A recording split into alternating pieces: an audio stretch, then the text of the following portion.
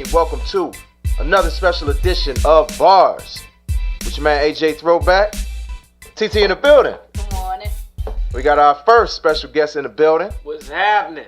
Tone Butta. Real business, man. Yes, sir. You know. Yes, sir. Early. You know what I'm saying? Ready. Real business. You know how we do, man. Came in the door, this man was sitting in the dark. Incognito. Real Mr. Incognito. Real business, man. Yeah, appreciate you for being here, brother. Most definitely, Yeah. man. You know it's all love. Always, always. So we wanted to first apologize for the technical difficulties. I don't know if anybody realizes, but right now, I don't know whether this is across the board, but Facebook is acting real janky. So if you can hear the sound of my voice, you can actually tune in on not only the app and not only online, but you can actually go to YouTube. So go to the WinDC Radio page that's on YouTube. And we are broadcasting live right now if you want to actually watch the broadcast. So just to let you all know. And thank you all for being here on this beautiful, sunny, hot Wednesday morning. But I'm here for it because it's summer. Real business. You know what I'm saying? So we're going to be talking to Tone Butta in a little bit. Catching up with this brother, you know what I'm saying? This second time on Bars. Yeah, I'm family now. That's man. right. Bars. You've been family. Yeah, before man. Bars. Straight up. Straight up. Exactly. Absolutely. So we got Tone Butta coming up in a little bit, and what you're hearing right now, instrumentals from our second guest of the day, Lex Beatz. We'll be talking to him around noon. He'll be calling in from Houston. So, you know what I'm saying? We got the DMV representing, we got Houston representing today. But for now, we're going to go ahead and get into some music. This is J Heat with Gossip on the official Hump Day Motivation for the DMV and beyond. This is Bars. Soul Gang,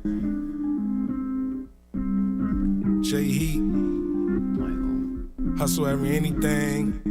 Hey, when you poppin', it's only about flipping, profits dripping, faucets, people talking. You the topic, them haters watching. You know they love the gossip. When you poppin', it's only about flipping, profits dripping, faucets, people talking. You the topic, them haters watching. You know they love the gossip. What do you know? I'm in the clouds, counting this bread while I'm blowing this. I done show what I'm about, but they still try to figure me out. 10 toes, always holding it down. Stand alone, never been in the crowd. Keep my name in their mouth. Sneak this and try and get us some clout. Let me catch it, then I'm man and mouth. Been a man ever since a little child. Jumped off the porch, you was still in the house. Paper boy, I was running the route. Interstate ride 95 South. Up in the press, cause I know it's a drought. Leave me alone while I'm doing my count. I'm trying to double my dollar amount. Yeah, yeah. Think it's about time right now. Think it's about time right now. Yeah, yeah. About to go live right now. All the way live right now. Yeah, yeah. Got it lit right now. All the way lit right now. Yeah, yeah. About to go in right now. All the way in right now. When you poppin', it's only about flipping, profits dripping, faucets, people talking. You the topic, them haters watching. You know they love the gossip. When you poppin', it's only about flipping, profits dripping, faucets, people talking. You the topic, them haters watching. You know they love the gossip. What do you know?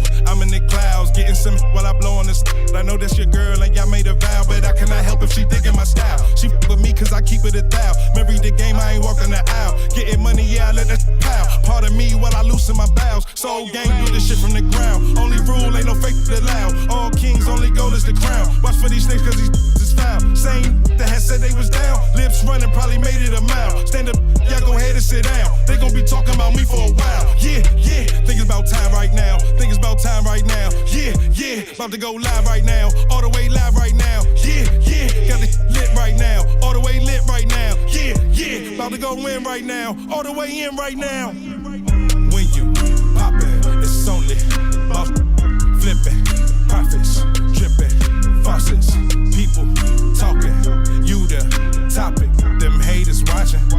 You know they love the gossip. When you poppin', it's only about flipping, profits dripping, faucets, People talking, you the topic. Them haters watching, you know they love to gossip. If you're an urban contemporary indie artist, then this is your platform. Send us clean versions of your music to balancingactradioshow@gmail.com. That's balancingactradioshow@gmail.com.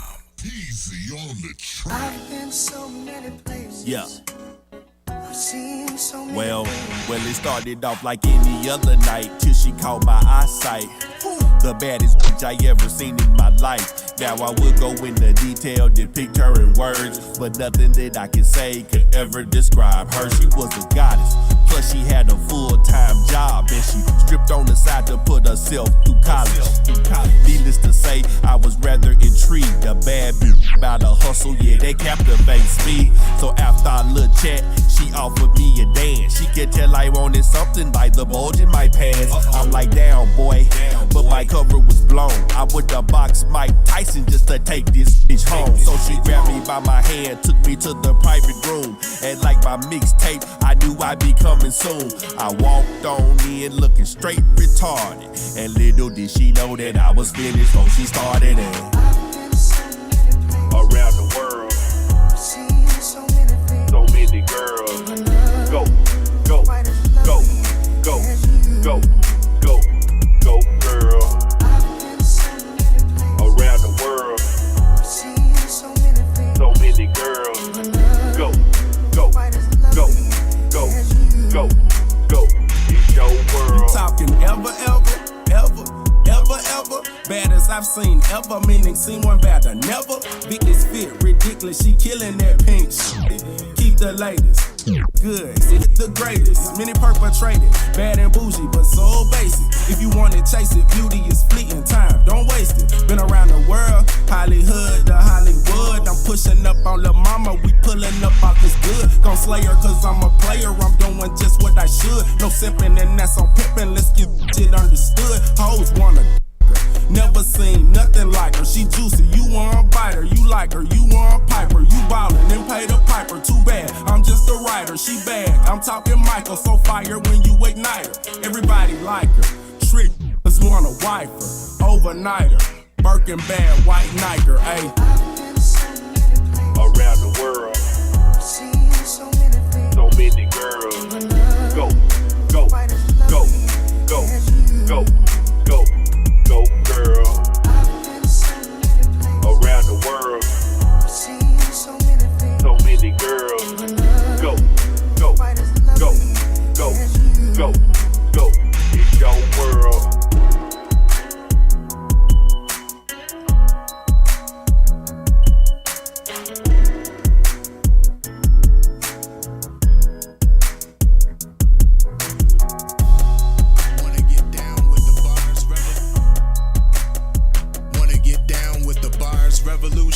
We're on social media, Facebook, Instagram, and Twitter at Bars On Air. Your body calling. What's your fantasies? Stroke or ride. I don't wanna lean to my understanding, but your body calling and I heard the message, and I'm all ears to open confessions. What's your fantasy? I can show you the reference. Stroke or ride. Be addicted to the end. I could be your lover, be your friend. Stroke or ride. Be addicted to the end. I'ma beat it up, tell a friend. Tell me when I lean in them guts, is it heaven? On all fours, I see that's your preference. I'm on call, I reroute my lessons. I'm all yours for a 3-hour session. Take me later, playing a penny raider, faking flavors. The swing is open, baby. Will and Jada. My stroke ring bells, a new cut creator. I give double L's, means I love you later, then excel. Fit it, Big Bang Theory. I'm my biggest critic. Trick game serious, out of bound, curious. Head gang furious, rare by far. Call me Lucky Charm. I don't wanna lean to my understanding, but your body calling and I heard the message, and I'm all ears to open confessions. What's your fantasy? I can show you the reference. Stroke or ride. Be addicted to the end. I could be your lover, be your friend. Stroke or ride. Be addicted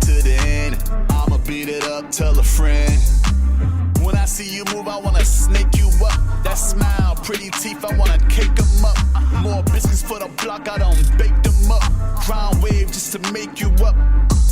She be gunning, we be funny, we be funny, we be chillin', wine sippin', no resistance, this precision, like the fitness all summer, 2020, all funny, stay running, I ain't might wreck 100, hold me down, when I touch down, ocean wave she make with the squirt sounds, never come up off the crown, that's a bust down, she wanna go for third rounds, I said what's now, I said what's up now, I don't wanna lean to my understanding, but your body calling and I heard the message, and I'm all ears to open confessions. What's your fantasy? I can show you the reference. Stroke or ride, be addicted to the end. I could be your lover, be your friend. Stroke or ride, be addicted to the end. I'ma beat it up, tell a friend.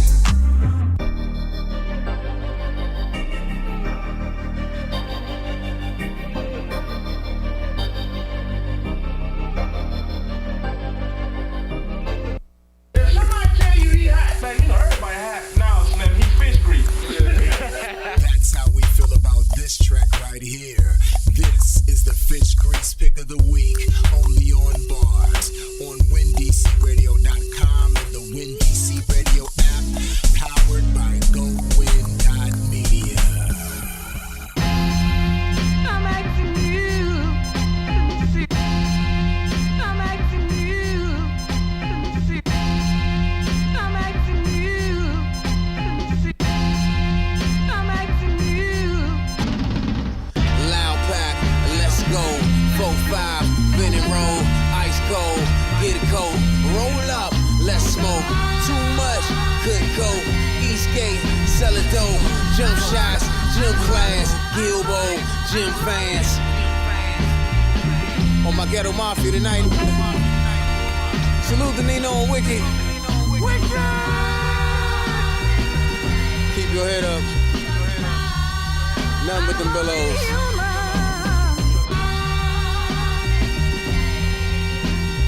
Decatur to Decatur Street. I'm only human. If I hurt you, I didn't mean to.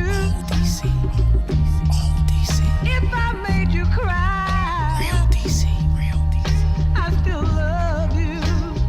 Liddy, bang, did it again. The good kid, Mad City, okay. Was raised by them NWAs. The game changed, still nigga is Dre. 3 stacks, Jack City in space. Speed traps, tracks, Henny and J. Molly wanna percolate it today.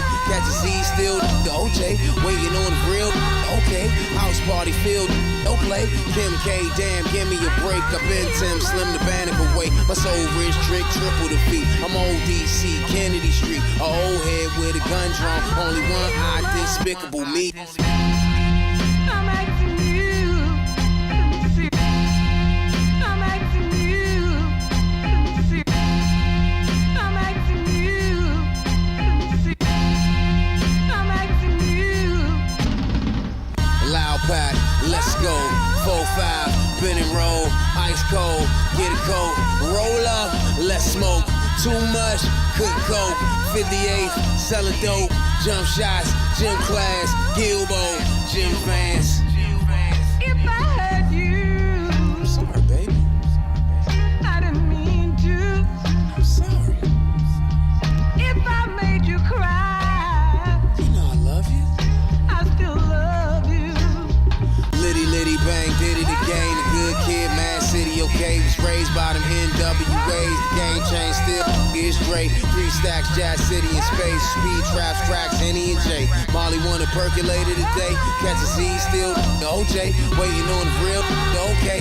House party filled, no play. Kim K, damn, give me a break. I've been Tim Slim, the Bannock away. My soul rich trick, triple the feet. I'm old DC, grit in the street. A old head with a gun drawn. Only one eye, despicable me. Thelonious Keys, digital criminal, spiritual, literal, OMG. Chain gang, no weak link. 182, just don't blink.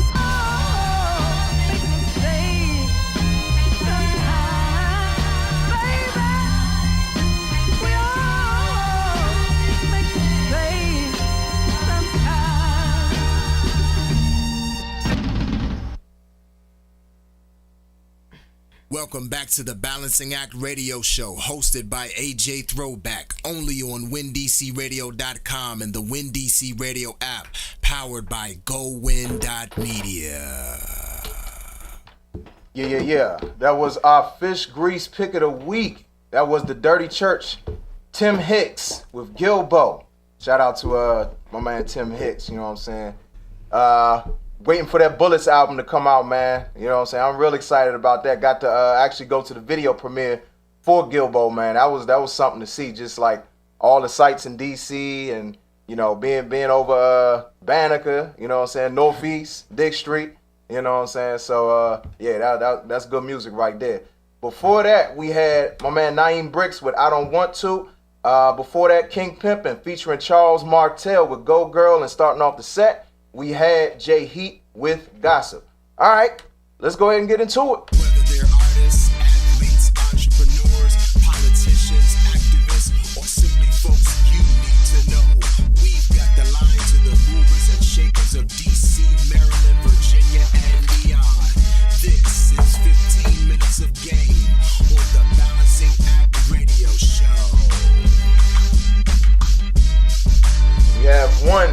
We have the man of this hour, Tone Butta. What's happening? Yes.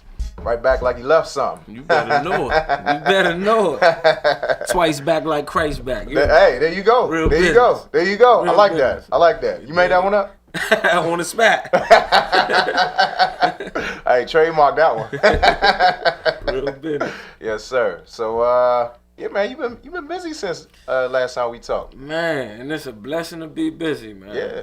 God, it's all God though. Yeah. You know what I mean? It's all God, man. And you know that's what I'm gonna give the glory to every time. All the man. time. You know, All the time. It's all God. Yeah. I had to I took a hiatus, you know, because I started to get distracted. Yeah. You know, with things just in society and in the world, and God had to sit me down and be like, listen now. Yeah.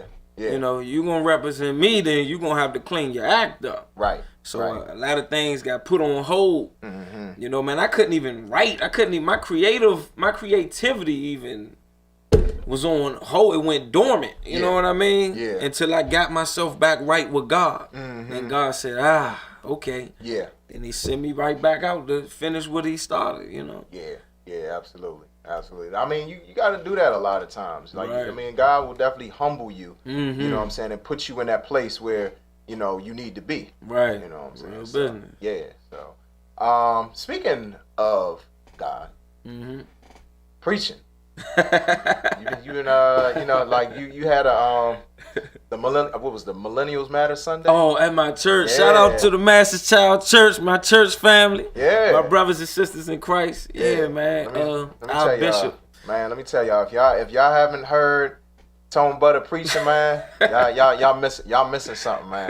This man got it. You know what I'm glory saying? to God. Yeah, absolutely. You know what I'm saying? Anointing is definitely on you, brother. Oh, You know glory what to I'm God. saying? So talk about that experience, you know? Like, I mean, because the thing is, I think the beautiful thing about rap Right. is that it's a form of public speaking. Right, You know what I'm definitely, saying? But definitely. like rapping and then preaching are two totally different things. Right. You know what I'm saying? But it's almost like the rap kind of prepared you for that. Yeah, You know? definitely. And that's funny you said that, because God know what he's doing. And he gave us these gifts and these talents and even different characteristics that we have in our personality to use for his glory. You know what I mean? And when you get up there, and it's like, the funny thing about me is, before I start rapping, I never thought that I would become a rapper ever, because I had a fear of stage fright. Yeah. I could rap in the hood all day long at school, on the B2, in the back of the B2, beating on the bus, B2. freestyling, Man. all types of stuff, you know what I'm saying, around the homies. But when it came to seeing people like get on the stage, and I'm like, I can't do that. Yeah. I'm not gonna do that. Like, for one, I was too in fear of getting booed. I was just too. I was like, I'm not about to get up there and people be like. But I got my homies in them, like my folks in them from around Butta Park. We used to ride around, and these dudes would. Matter of fact, shout out to my folks in them from Butta Park, Craig, Mac, the whole family, Kerbone, Cordy, 2 Trill. But man, we used to ride around in the car, and these dudes would cut the music off and be like, "Man, we just want you to rap for the rest of the way. All the time. Oh, wow. They would cut the music off and I'd just be freestyling. Yeah. The whole car ride. Yeah. All the time. And I was like, I knew I had a gift that was stronger than what I really understood. Mm-hmm. In places just growing up, when I would talk, I would always have people at attention. Yeah. Like I used to get in trouble in class because the teacher would be like, you know, Mr. Smith, do you wanna teach the class? Because it seems like when you come in here, everybody is just more interested in what you're saying than I am, and it kind of we having conflict right there. Yeah. But I knew I had the gift because I could just be talking about anything, and they move their desk and line up and just be listening to me. Yeah. So that anointing was on me from the very beginning, and I feel as though that anointing can be used for good or bad. Right. Right. You know, and that's where the devil comes into play, because the devil knows when you have an anointing because he was once an angel. Right. He knows when you have an anointing. He can't stop it, but he can corrupt it. Right. And use it for the wrong purposes. There's a lot of people who has been in the music industry that has been anointed from the beginning, but the devil got a hold of them with fame, with money, and they're using their anointing for the wrong purposes. Right. Meaning the substance of what they're putting out is doing more corruption than it is being a blessing to people or speaking life into people. Right. You know what I'm saying? So when I'm up there preaching and stuff like that, man, it's a calling. Yeah. I accepted the calling that God has on my life. And it ain't got nothing to do with me. Right. You know what I mean? That's His mercy and His grace. People be like, man, you just do it so boldly. Every time before I go perform, every time before I speak, I'm nervous as I don't know what. Yeah. I need God every time, because I'll be like, oh man, stomach being knots. Yeah. But when I get up there, it's like I become alive. And that's only because of the Spirit of God. Yeah. Yeah. People be like, man, I be sweating and everything, but people be like, man, you just do it so effortlessly. I'm like, man, that's God, man. That ain't me, man. Right. Because if it was just left to us, I wouldn't do it. Right. Like every time right after, and I'm not even a club type of person. I've never been a club scene type person. So I know it's a calling, because the only reason I be in them type of venues is because of God. Because other than that, I wouldn't be there. Right. I'm not a club scene type of person, man. Yeah. I'll be ready to leave right after I come off stage.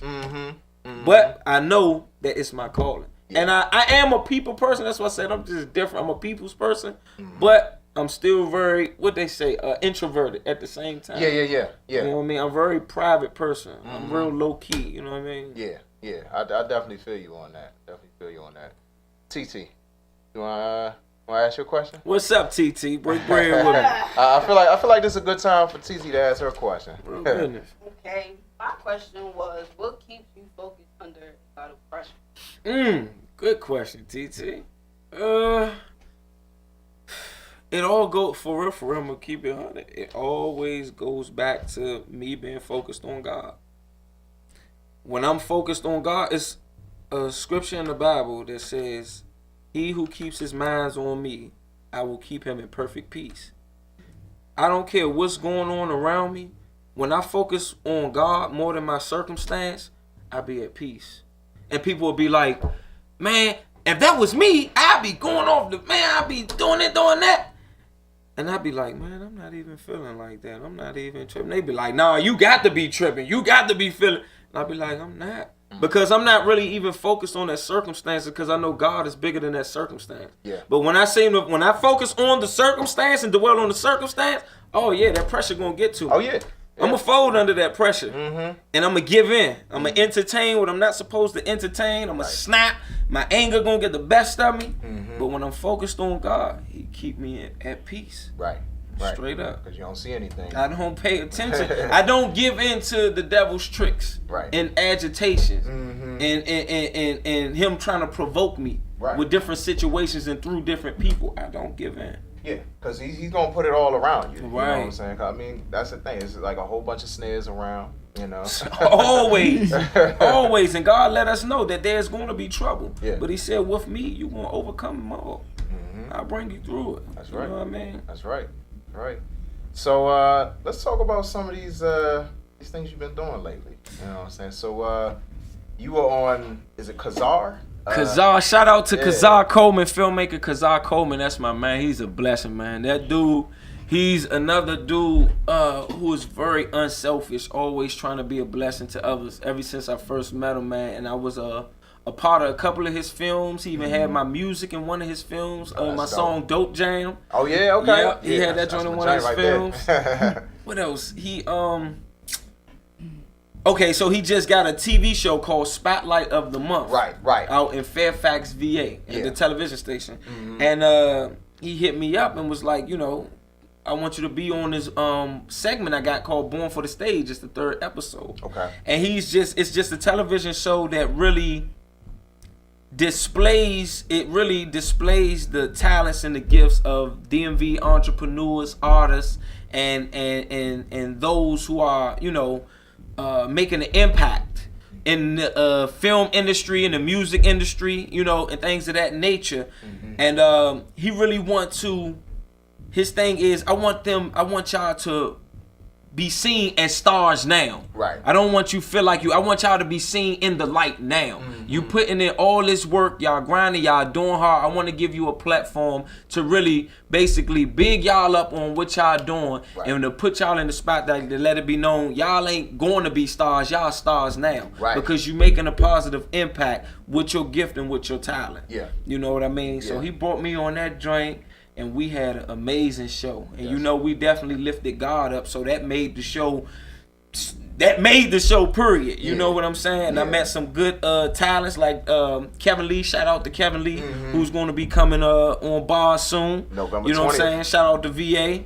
And Miss Lynn, she's a soul singer as well. Might have to connect you with her too. Please and actresses, and it was also an author as well, and a playwright, a stage playwright who I hooked up with her, and I'm supposed to be doing some acting with her. So man, it's God, man, when I tell you he has set it up, man. Yeah. He is the author and the creator of all good things, man. He has set it up. Absolutely. You know what I mean? And then because also he tapped you to be a presenter at the first annual Black Continental Independent Movie Awards. Exactly. How was that experience? Man, it was a blessing, man. Yeah. I try to. God got so many things going on in my life that sometimes I always look at it like, because it's more than just about the entertainment and me receiving accolades and doing this and that. It's always a purpose. Yeah. You know, and it's for God's glory. So sometimes I get too caught up on like, this just another mission.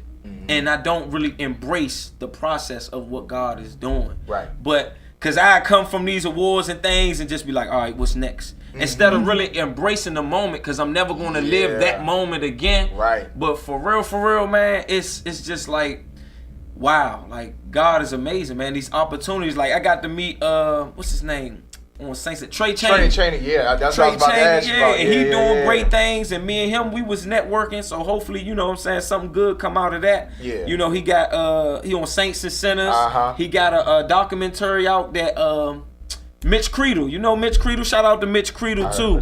Mitch Creedle, well-known filmmaker in the DMV. He's got a lot of projects going on as well. I think him and Trey Chaney did the documentary Undeniable Talent, I believe. Okay. That he was a part of that too. Okay. And he's doing a documentary called The Amir Brooks Story with Miss Pam Brooks. Shout out to Miss Pam. Yeah. And the whole No Chase movement. Rest in peace to Amir Brooks. That was my young man. That was my man right there. Yeah. And I'm actually featured in that. Yeah, I was in that documentary. Yeah, man, because he was a friend of mine. You know what I mean? And we was real close before he died. And it's like I can go deep into it, but you know, y'all will see the documentary. Yeah. You know, I'm gonna say that for the documentary, but yeah, that was enough. So I just got to meet a lot of great people, man. God said your gift will make room for you, man, and bring you before great people. Yeah. And His word is no lie. Yeah. No lie at all. Yeah. You know what I mean? Yeah. So you doing many things. Yeah, man. You got preaching, got rapping, got acting. You know what I'm saying? I got to get back into my poetry. Yeah. I haven't been on top of it because everything else, but God is helping me to do one thing at a time. Yeah. And then as I'm doing one thing at a time, begin to manage those things, you know, instead of trying to do everything at one time and overwhelm myself. Yeah, because it's difficult to try to do all of that at one time. I mean, as somebody who, you know, clearly I have a radio show, but I'm also an artist. I'm also a producer. I'm also a DJ. A lot of times it can be very overwhelming to try to like manage all of those things at once one instead time. of focus on one thing at a time. Like really kind of what you have to do a lot of times is like separate days. Like this day I'm going to do this, Right. and focus on this. Organize. Right, exactly. This day I'm going to do that and focus on that instead of trying to think about what you have to do with each and every single thing. Right.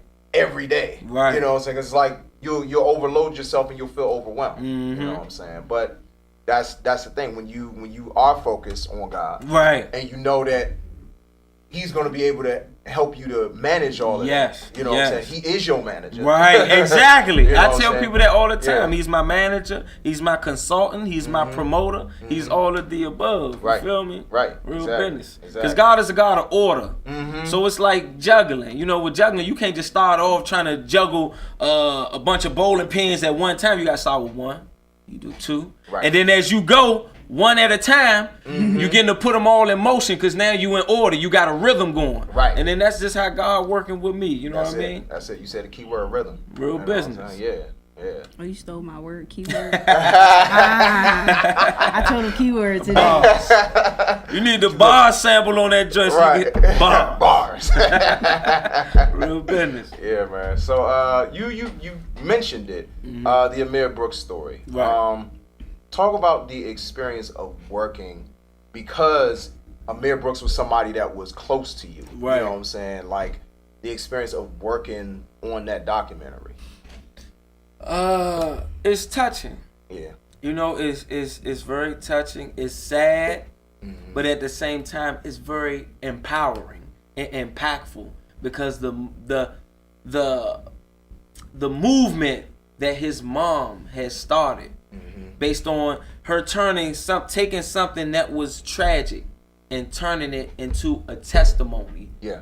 To make an impact on others across the world and the things that she just have done so far, like the family, like man, definitely you know God is definitely with her because that's a burden to carry. Like she's been through a lot. Not only did she lose her son, but other family members all like around the same time, people that was very close to her. So she, you know, going through a lot.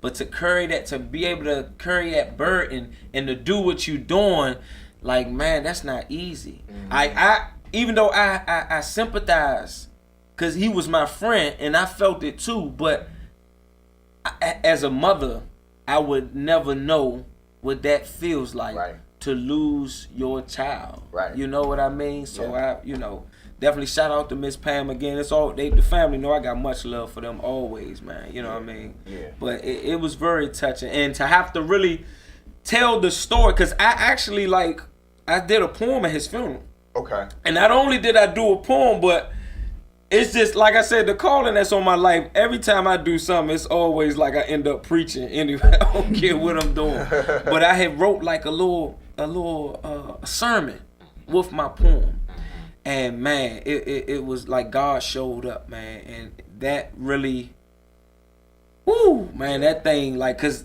looking at him in the casket right here, and as God was even using me to minister to him right before he died. So just seeing him here, and knowing that, the whole, it's a long story, but man, it's just touching. And then to see the family now and still have to deal, because you have to go through that grieving process. Yeah, you do. There's no time limit on that grieving process, because you can get time could go past and you can, not think about it as much, and then one thing can bring it all back up like an open wound, and so that it was very touching. You know what I mean? Yeah, I'm sure. But I love everything that she's doing. What she turned it into. She turned her pain into purpose, definitely. Yeah. And I think that's something that we have to learn how to do with life, because pain and trials and all that is going to come. So it's not about what happens to you. It's not as much about what happens to you, but what you do with it, what you do after, how you respond to what happens to you. You know, that makes the biggest difference. Yeah, you know? You see that with the mothers of the movement. With a lot of the mothers that lost their sons. Right. Like, the Trayvon and Jordan Davis. Like just their whole clan. Because the thing is, in a lot of these situations, these mothers are, not in all of them, but in a lot of times it's like these mothers are raising their children by themselves. Right. You know what I'm saying? Raising sons by themselves. Right. You know what I'm saying? And it can be really difficult. Like whether you lose them to death or whether you lose them to the system. Right. Because like I was watching When They See Us. Yeah. That was it's good, but it is a hard watch seeing what a lot of those mothers had to go through, seeing their sons locked up for something they didn't even do. Right. You know what I'm saying? And that pain and just like having to find purpose in that pain. Right. You know, and that's one of the hardest things to do for anybody when you're suffering or when you lose or when you're grieving and trying to find that space where it's like, okay, I have to rise above my grief. Right. I can't let my grief consume me. Right. And that's really when you really have to have some kind of connection with God to say, you know what do you want me to do with this? Right. You know, do you want me to, I know you don't want me to sit and languish in this hurt. So what do you want me to do? How do you want me to channel this hurt and turn it into something that helps other people? You know what I'm saying? Whether it's having a documentary like the Amir Brooks story, or whether it's being a part of something like Mothers of the Movement and speaking out against violence, whatever kind of violence. Because I mean, it's not even necessarily anything that has to do with police brutality. Right. It could be, you know, us. Right. The stuff that we deal with all the time. I really don't like using the black on black crime term because I feel like that's a machination of like the media. Right. Because I mean, interracial violence is bad across the board. Right. But we have to face that every day. Right. We grow up in these neighborhoods and we see one another killing each other. Right. You know what I'm saying? So it's easy for us to take it more personally when we see one another, somebody that looks like us. Right. You know, killing us. Right. You know, but just finding that space was like rising above and finding that purpose. You know, like I mean that's powerful. Right. It's really powerful. Because that's why right now, like I told you, I got on one of my shirts with my logo, Real Business. And on the back, I got on my logo, you know, just as an advocacy for stopping the violence and stopping the killing. Camera right there. Show them right there. Man, you know what I'm saying? It says enough is enough. Spread love, not bullets. Yeah. You know what I'm saying? Because I feel as though, man, it's like Mitch Creedle, they doing a documentary about 12 years in hell. And it's because, you know, he was a former detective in the, on the police force during the time of, I think it was like Rayful Edmonds and them in that crack area with a bunch of murders in the, I think like from 89 going into the 90s. Yeah, so, you know, he has a lot of people that was up in the DOC and people who was on the streets at that time telling them stories. And it's touching when you hear the mothers speak about their children that they lost and how they're still traumatized to this day. Over decades later, you know what I mean, they still traumatized by the loss of their child from senseless killings. And it has not stopped. It's only progressed even more to this day and hour right now. And it's like, I speak from being on the other side of that. So I speak with a deep passion because I was a part of the problem. So now I'm speaking out to be a part of the solution. It is. You know what I mean? It is. So I know what it's like. So I that's why I don't condemn nobody. All I can do is be a light. You know, even when it come to my music, that's why I try to put the messages out that I put because God saved me from it. So it is my duty and I owe that to God with my life and my testimonies to try to help. I won't be able to help and save everybody because some people are they're just not going to get it and they're just not going to want to do right. And that's just life.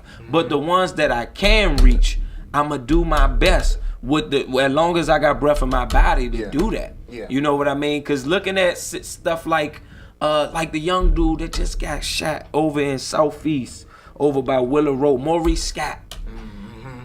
You know what I mean? Young dude, 15. Yeah. And that was senseless. It's senseless. You know what I mean? And it's just like, dang. Yeah. Like, dang. And I know a friend of mine when I was 8 years old, his name was Lil Puff, Dennis Ashton Jr. Shout out to his family. We went to Gibbs, and when he got killed when I was 8 years old. Wow. And that was like, at that time, he was like my best friend. You know what I mean? And when he got killed on the Popeyes over there on Benner Road by the shrimp boat. You know, he was with his father. Yeah. You know, I don't know if you heard about that story, but this was like in 98, 97.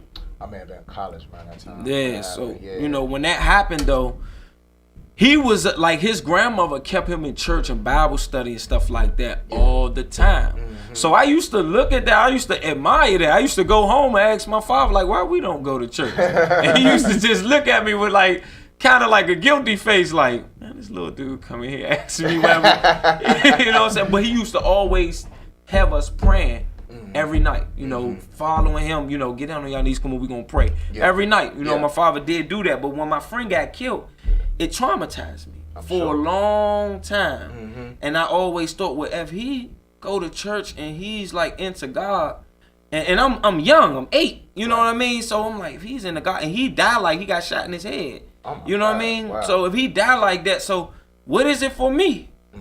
I always thought like I'm gonna end up dying like that. So I was traumatized for years to come. And as you see these young ones now, like they don't have no respect for life. They don't have no hope.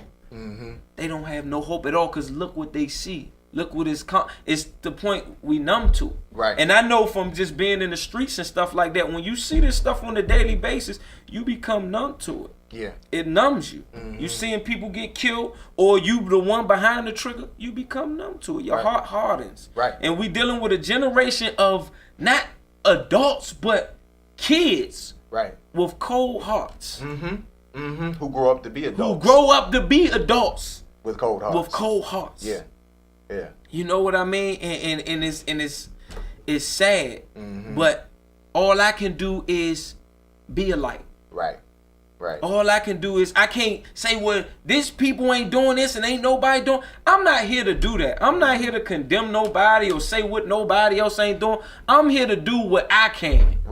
You know what I'm saying? I'm here to do what I can. So if there's a platform that God give me to speak positive and to speak life, that's what I'm going to do. It is. You know what I'm saying? It is. Real business. Yeah. So that's a perfect segue.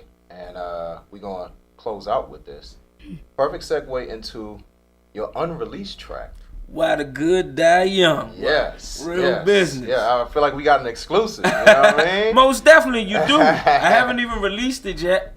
And just because I'm playing it now, this is a special preview. I'm not about to release it just yet. So if you listening and you tuning in now, you definitely getting a special gift today. You hear me? Absolutely. About to bless your ears. Absolutely. So let everybody know what you got coming up in terms of, because you have the show in Kansas. Let everybody know. Shout out to Junction City, Kansas, baby. We headed there as soon as after I leave the show, man. We hitting the road to go to Kansas. Shout out to Tone Capone, the host, and the founder of Ignite the Night, the independent. Oh, I said the founder, but the host and the one who put it together. You dig? Of the Independence Day event that I'm going to be performing at. Shout out to my good friend and my promoter, Pearl Laster, Black Pearl.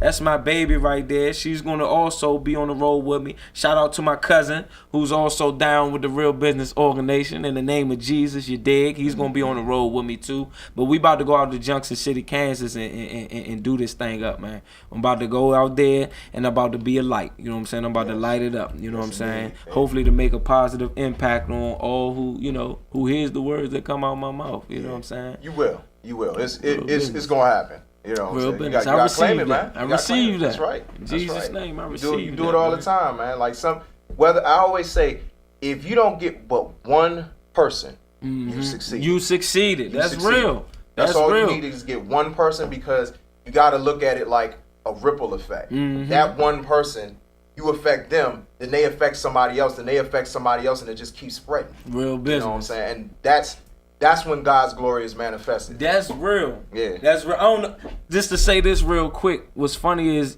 that's why when you doing it with God, man, it's a slow process, but it is so worth it because of the things he instilled in you and how he prepares you and builds your foundation so that when you get to that level that you just be solid and steadfast, you know what I'm saying, and doing what you need to do to get his, to promote his glory and his purpose. Like in my beginning stages, it was 2 events I had one time, and I used to do like 3 shows a day. Like God was, So it was one time I had this big event. It was like this festival, and it was gonna be thousands of people there. Yeah. And I forgot that I had this other event. It was like a hole in the wall joint in the city. Like a little hole in the wall open mic joint. And I was like, matter of fact, it was Turntables Lounge. It was a Turntables Lounge at the time. Okay. And I was like, dang, I'm gonna just have to pass that joint up. And I was like, no, I gotta consult with God first. But I didn't want to because I didn't want him to tell me that I had to go to that joint. So I ended up consulting with God about it, and God was like, no, you're not going to the festival. You're going to the one in DC. And I was like, man, it probably don't be a whole right. It's gonna be thousands of people here. I can network. I'm gonna be in the spotlight. And God spoke to me clearly and said, is it about you or me?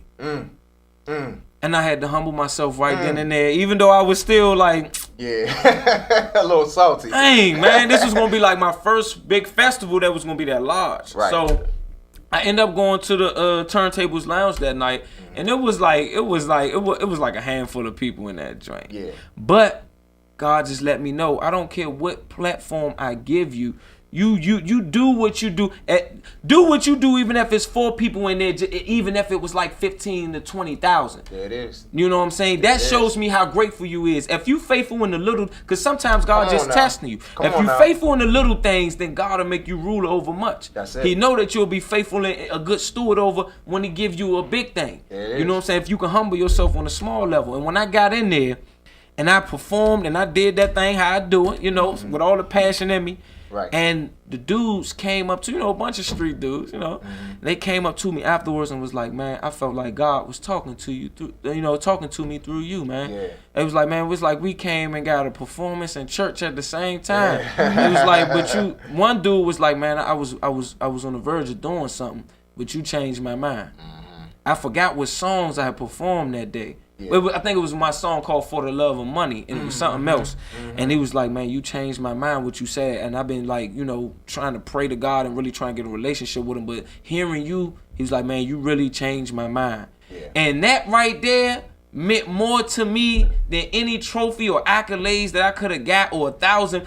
Mind you, if I would have performed in front of 1,000 people and all I did was entertain without making impact. Right. It was in vain. Right. Because at the end of the day, what you do for God is what's going to matter the most. Exactly.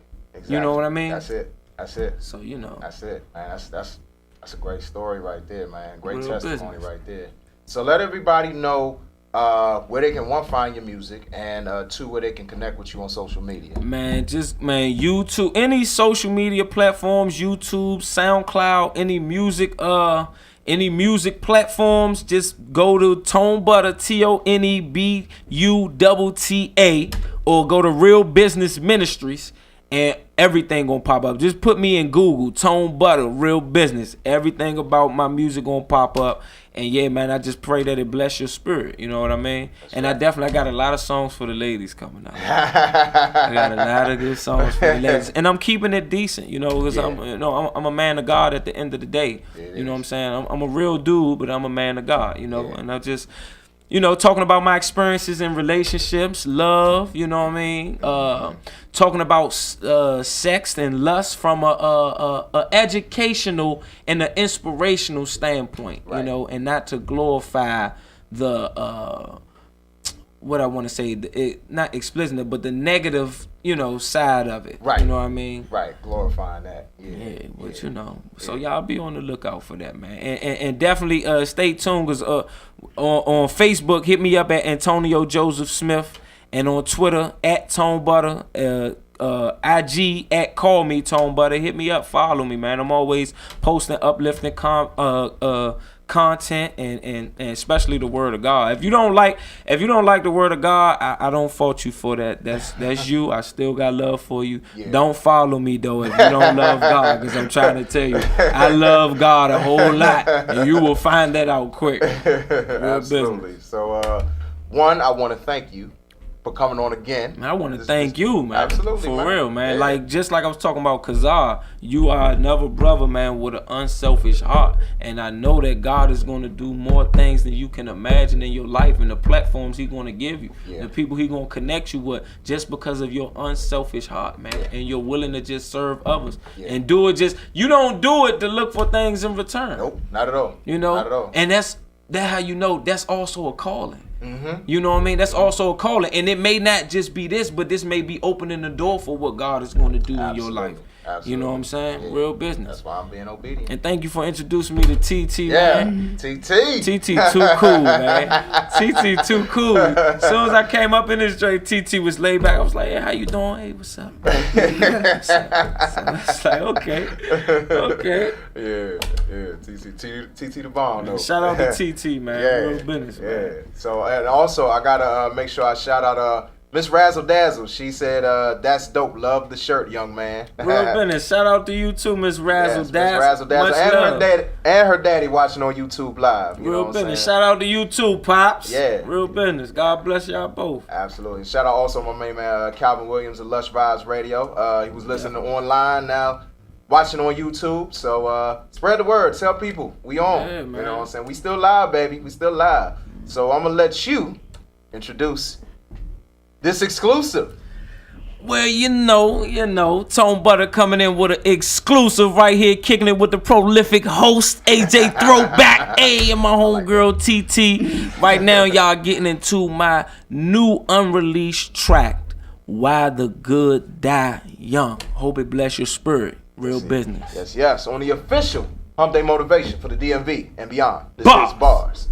We're proud to get this song to the people first. This is a Bars exclusive. Good Die Young.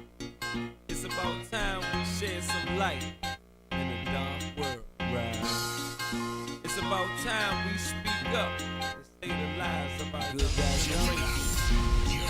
Real bitch, look good. See, I be steady reminiscing about my loved ones that I'm missing. Some of them in the grave, some of them locked up in prison. Sad, that's how we living, and these things don't change. Genocide steady rising up, a young boy slain. But you didn't want to listen when they was preaching to you.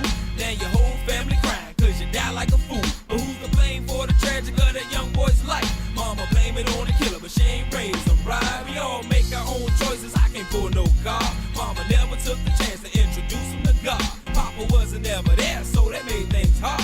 So we took to the streets, had to steal and rob. That's why we need role models for those that's gone astray, so they can have better examples. Lead them the right way. That's something I disagree and something might can relate.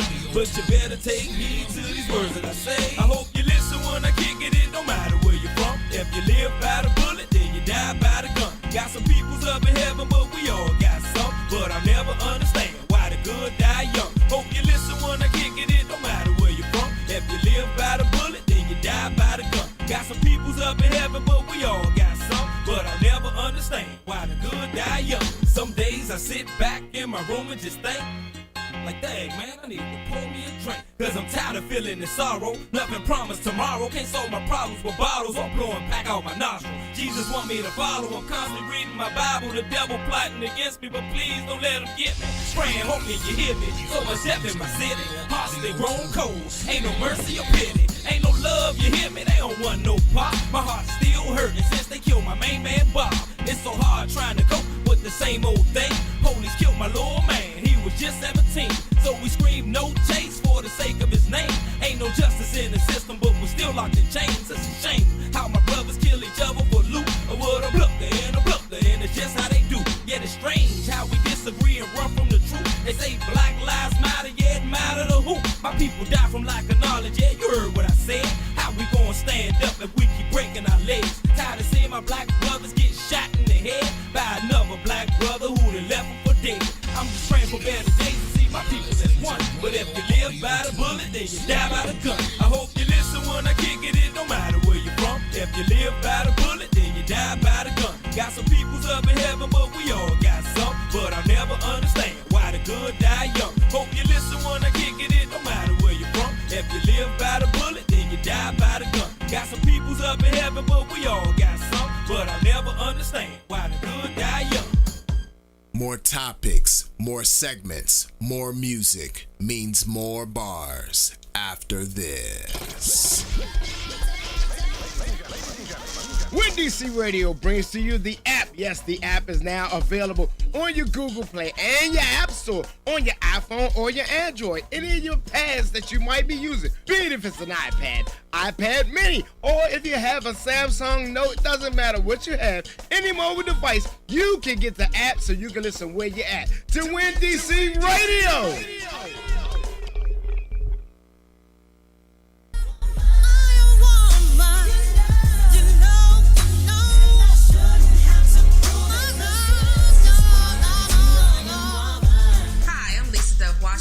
And I'm Andrea Riley, and we are your hosts for Girls Gabbing Radio Show. Tune in to Girls Gabbing Radio Show every Sunday from 7 to 8 p.m. on Win DC, powered by Go Win Media. Girls Gabbing wants to provide a platform for dreams, visions, and stories to thrive and grow. What's the gab? Tune in on Sundays to find out.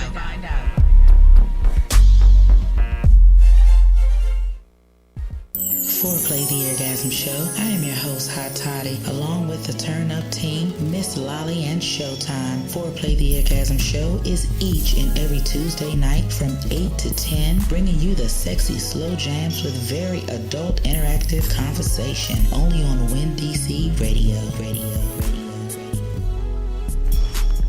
Man, look, y'all already know what time it is. It's your boy, Gerard Street Garvey, and my DJ, Kid Cannon. And when we together, you know what it is. Grind Season Radio, each and every Wednesday from 8 to 10 on Win DC Radio. Don't forget it. Yeah.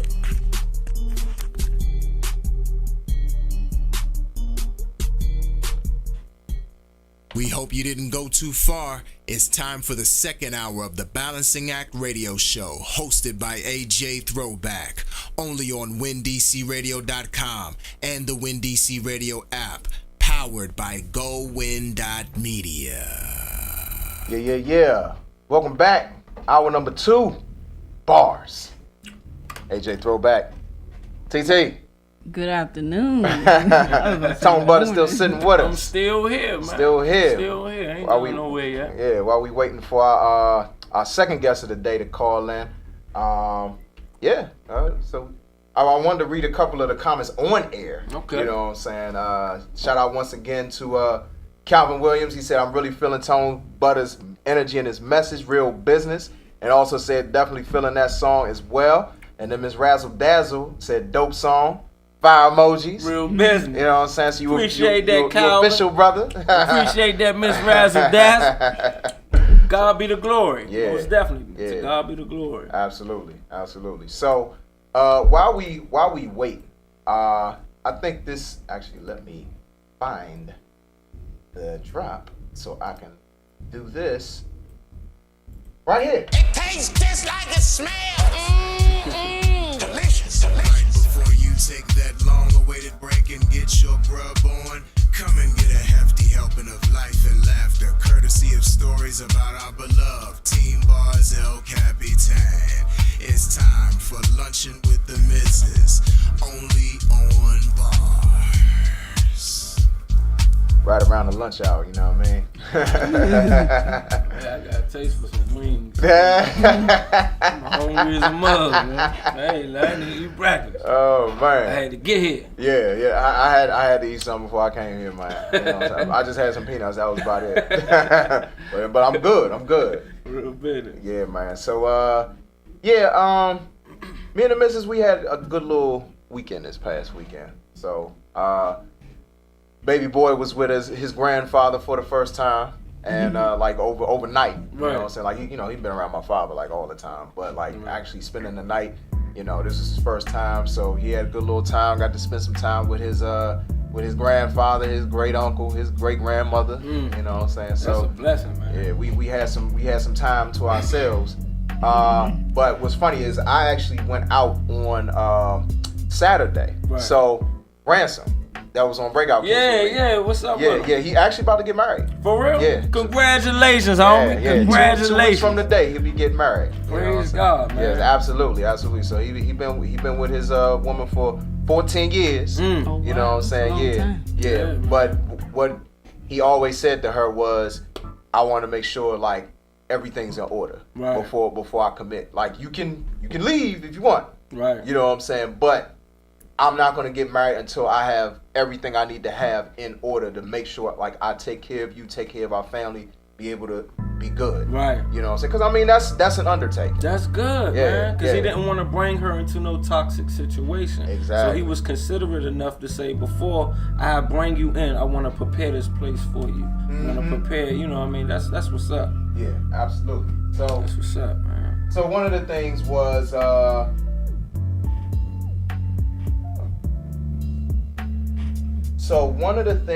that happened was, you know, I went to the first, they had, you know, he had a little bachelor celebration on Saturday. So it was like, we started off at the Pitch Tavern on Georgia Avenue. By the way, if y'all have not, speaking of wings, y'all haven't been to the Pitch Tavern? Tell me all about 4015 Georgia Avenue Northwest.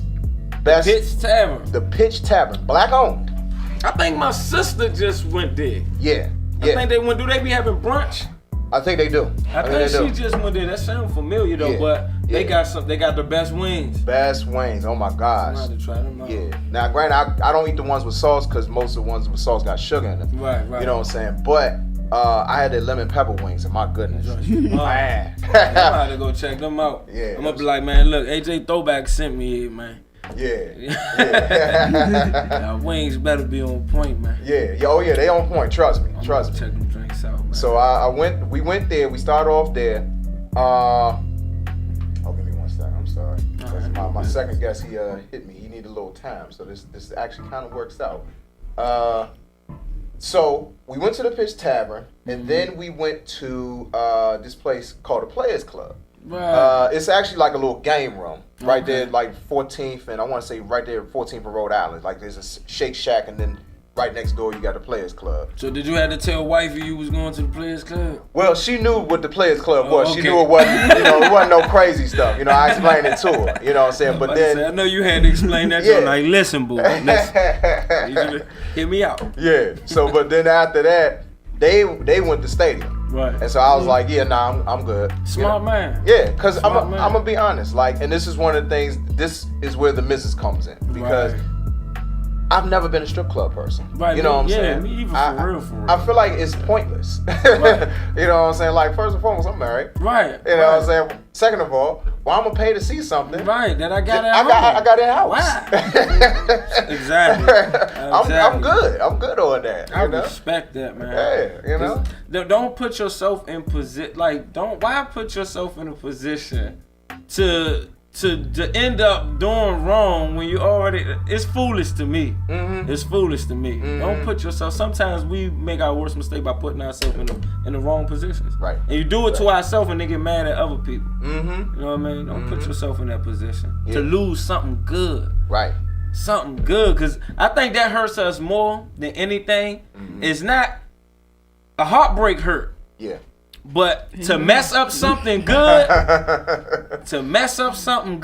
and it get taken away from you because you took advantage, because you messed it up, I think that hurt a man even more. Just my opinion. I think that hurt even more because you always have to deal with that. Damn. Yeah. It was good and I messed that. I fumbled it. Like stupid decisions, immature decisions. Yeah. It's a part of life, but yeah.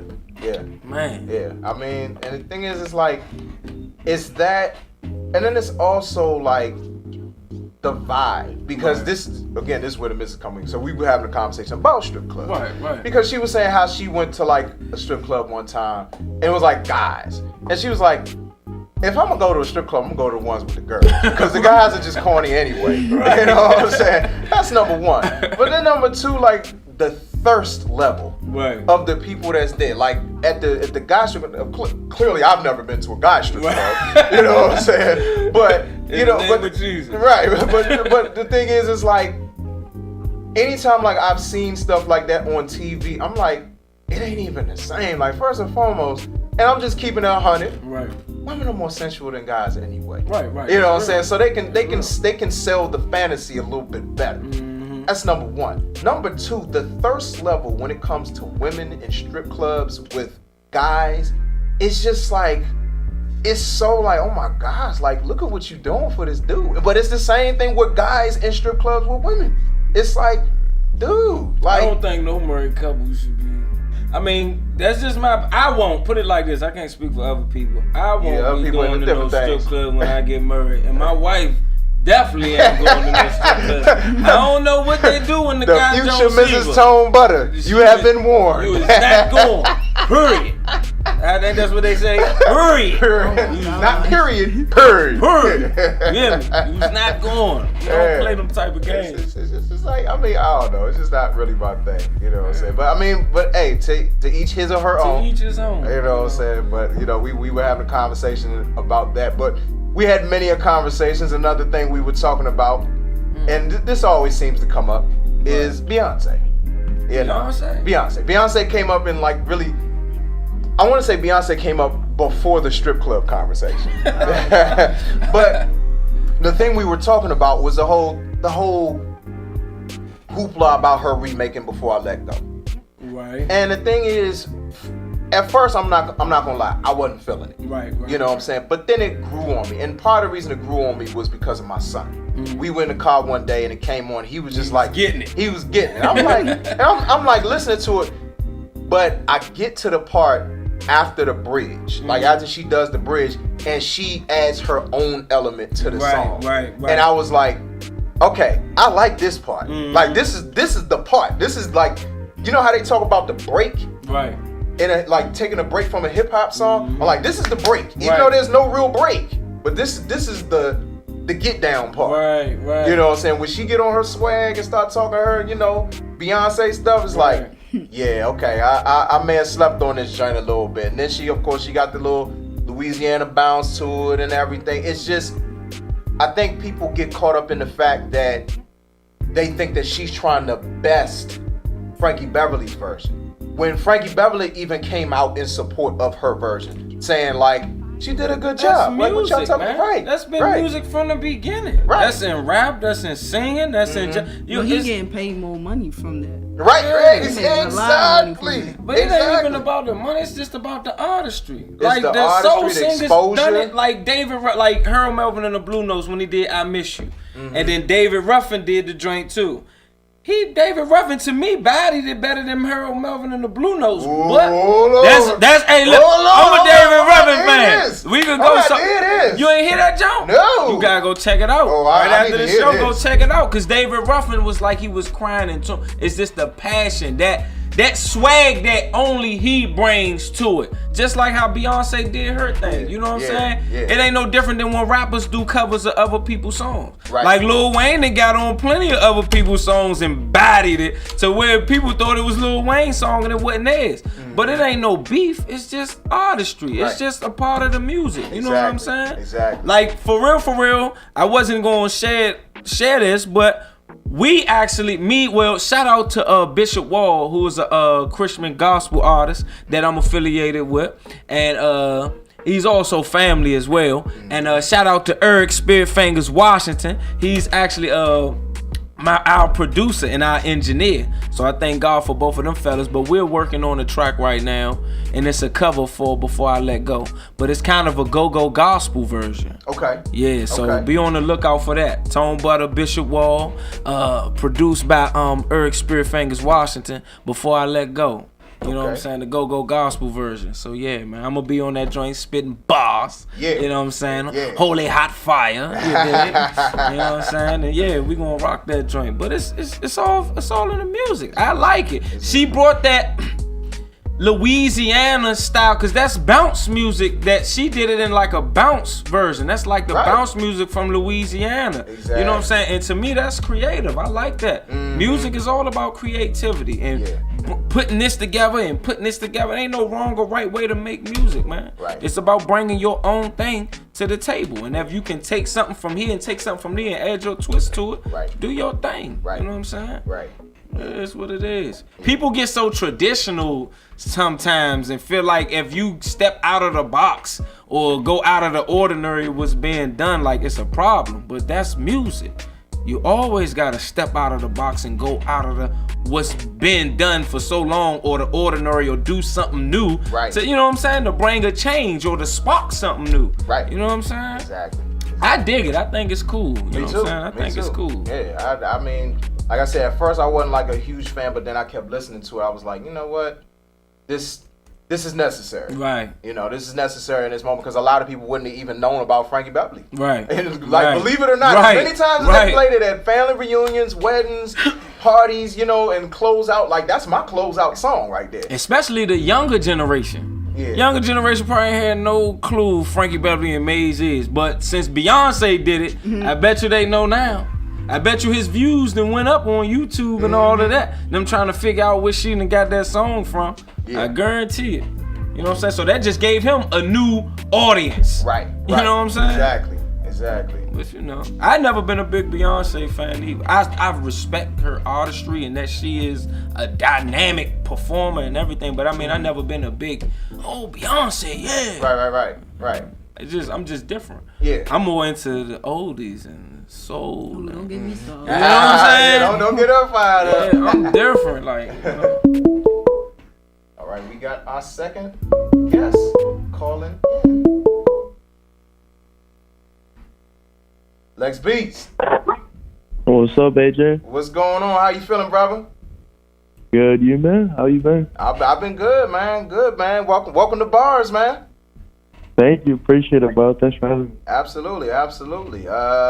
So I'm actually because TT, she actually has the perfect first question for you to start off the interview. So you. You got the perfect first question to ask Lex off the break. What's up, Lex, man? It's Tone Butta, man, from Washington, D.C.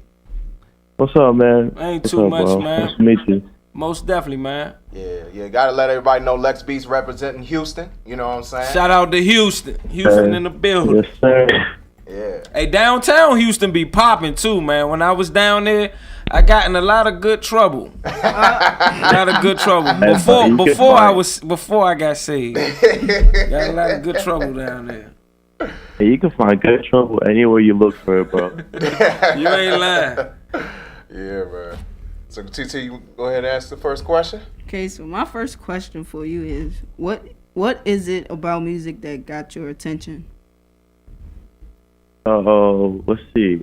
Well, I've really been into music ever since I was a little kid. I think around like 4 years old, I was already in piano lessons.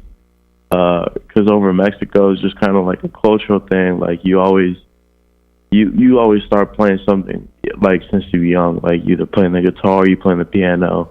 And some people just don't like it, but I don't know. To me, it was always something that I was drawn to. You know, I've always been around it. I'm always listening to it. And then, you know, when I found out I could make it myself, it was like I knew it was what I was called to do. Yeah. That's good. Yeah, that is. I mean, That you is just good. when you know. You know. Yeah, exactly. Yeah. So you mentioned because you were born in Mexico and you moved to Houston when you were 7.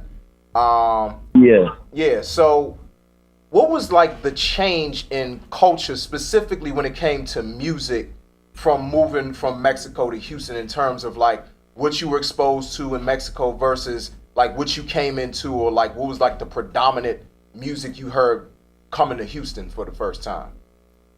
So this is a good question. I'm gonna kind of tackle that in 2 ways. So, I mean, definitely Mexico is all just like theater music. I mean, I don't even know what to call it, bro. It was just like like a bunch of Mexican music, a lot of bands and stuff. But yeah, here it was definitely. I mean, if it was on the radio, it was definitely pop. It was like, unless I was tuning into some like rap radio, but I didn't really know nothing about that yet. And then I found out about Pandora, and then I started listening to dubstep. But yeah, it's not important anyway. Yeah, it was definitely mainly just pop because I was Albert.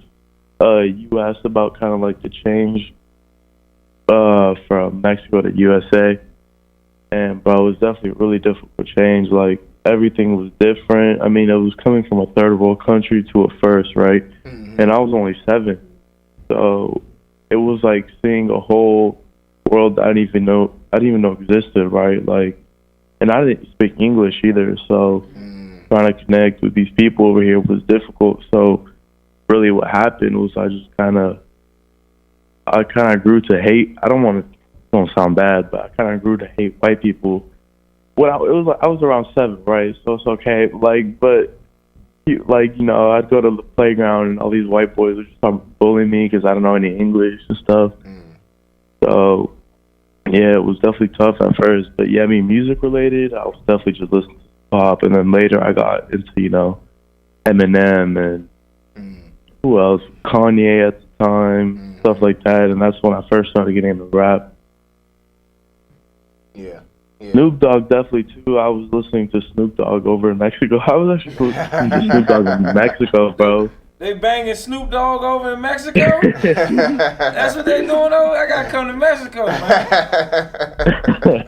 I don't know, man. There's a lot of stuff going in the DR right now, so I don't know if I want to go overseas right now. There's a lot of stuff going on. But Mexico, that's totally different. Mexico good? Yeah. It just make me scared to go anywhere outside of. Yeah, it's totally different though. Totally different. You know what I'm saying? Like, can I ask him one question? Yeah, absolutely. How did you learn how to speak English? I mean, it was like a process. Definitely a process, bro. Like when I first came, the elementary school that was assigned to my area didn't want to let me in because they were like, "No, this kid doesn't speak like any English. We can't take him." Right. And so my dad convinced like the counselor to let me in for a little bit to see if I would just kind of learn it.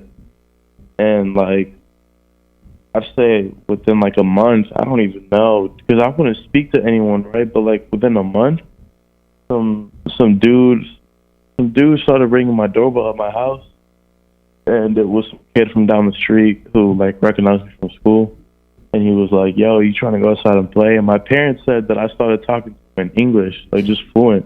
I was like, "Yeah, let's go." So yeah, I mean, I guess I just kind of picked up on it along the way. Yeah, that's deep. So it's like, was it contagious or something? Did it just? I don't know. Did you catch the English?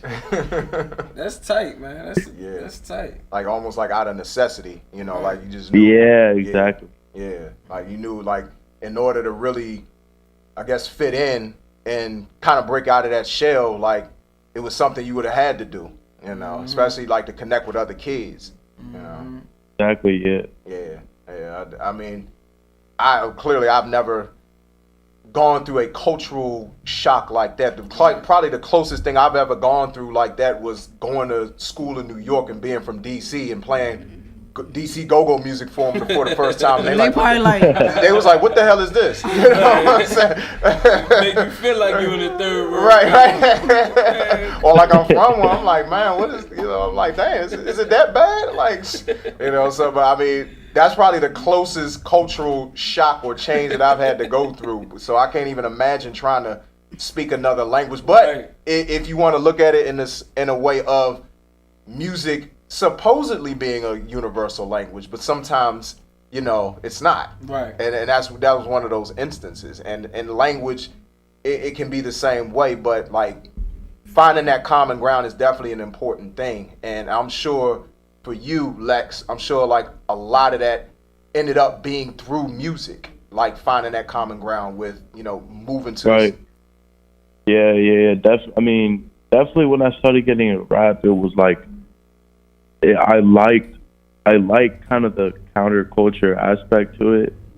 I liked, because like I said, I was kind of opposed to like anything main culture, like, because I was mad with the world, right? So anything that was mainstream, I wasn't enjoying. Yeah. And then I started listening to rap more. I started listening to these lyrics, and I started listening to these rappers. And, I kind of grew in love with it. Like, I get it's kind of similar to, like, the 1920s counterculture with, like, all the hippies. But not really, because, it's two totally different things. But in the same way that, I guess some people found, that they, you know, they could fit into that, you know, was somewhere they could go. I guess that's kind of what it did for me, you know. Yeah, and that's, I mean, music saves a lot of people in a lot of ways, you know. Like in that way, it really creates that space of like peace and sanity, you know, and especially like coming into a chaotic situation or being a part of a chaotic situation. You know, I think everybody in this room can relate to that to some degree. You know what I'm saying? So, so one of the things I wanted to ask you about, to talk to you about. So you've been, like you said, you've been playing the piano since you were really young. Right. You've been playing the viola you played the viola in middle school. You're taking jazz piano lessons, and one of the things. Bro, you know everything about. Oh yeah. Come on now. That's the prolific hope. Hey, you send me something, I'm gonna pull it out, man. I'm gonna pay attention, you know. But how I wanted to kind of talk about that was the whole thing about schools and how like music has been taken from like a lot of schools, particularly in the inner cities where there are a lot of black and brown kids. And I don't know whether that's the case or whether that was the case in the Houston school system that you were part of, or whatever school system you're part of. I don't know if that is the case. And if it is, talk about the importance of rising above that, even with, you know, music not really being prioritized in schools like that. Because, I mean, clearly in your music, you can hear that, you know, you have a lot of different influences and that it's not just, you know, surface stuff. You know, it's not just somebody programming beats, so to say. Like you have musicality to what you do. So talk about the importance of rising above, even when a lot of the schools are taking music out of the schools. Right. Yeah, I actually didn't even know about that. Luckily for me, my school was fortunate enough to have some. I mean, it was only like a little choir program, but I mean, it's still enough to get you, you know, get you involved in some sort of music. I think that is like important for everyone to experience, especially as a kid, you know, when you're still trying to figure out who you are. And lucky for me, even my school in Mexico, which was, you know, way worse than the one I got to go to here in the U.S. In terms of quality and everything. But we still had a 90-year-old piano teacher at that school. Oh wow! And yeah, so that was like my first really experience, like listening to someone play and being moved by it. You know, being moved emotionally by it.